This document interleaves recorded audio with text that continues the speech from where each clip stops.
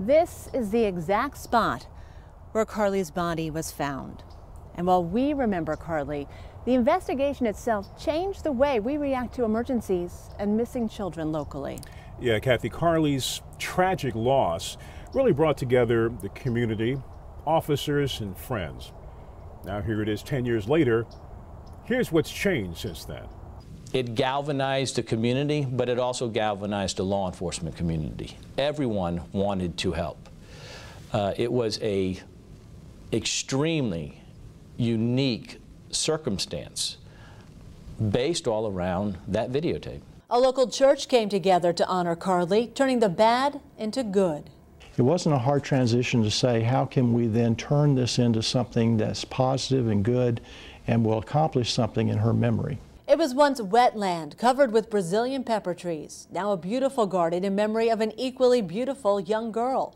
The Garden of Joy at the Central Church of Christ on Proctor Road was created in honor of Carlie, where 10 years ago her body was found. The whole theme of the garden is that we want light to come out of darkness, and that began to be a consistent theme. Teams of volunteers have since joined to turn the site into a beautiful garden. For some, it's an outlet for feelings of anger, frustration, and mourning. When it was all being talked about and discussed, they actually had us come in, so I sat through a lot of the meetings, and I did a lot of work here also with the people, the volunteers and all that, so it was a good release, so to speak, being involved, but a lot of work was put into it, and a lot of people donated a lot of their time.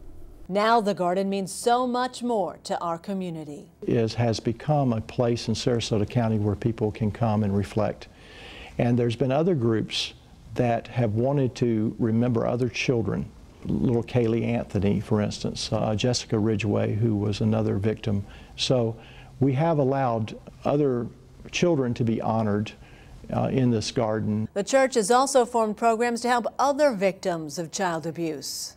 Abductions like this are relatively rare, but abuse and neglect of children is not rare. Unfortunately, it happens every day in our community.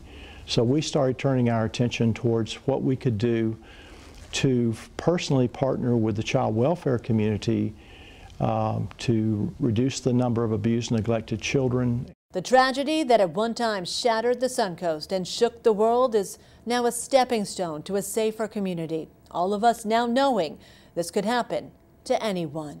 She was taken too early. Carlie was just a bright, lovable child, and unfortunately she never got to be somebody. But, at least she's helped other people in her own way since then.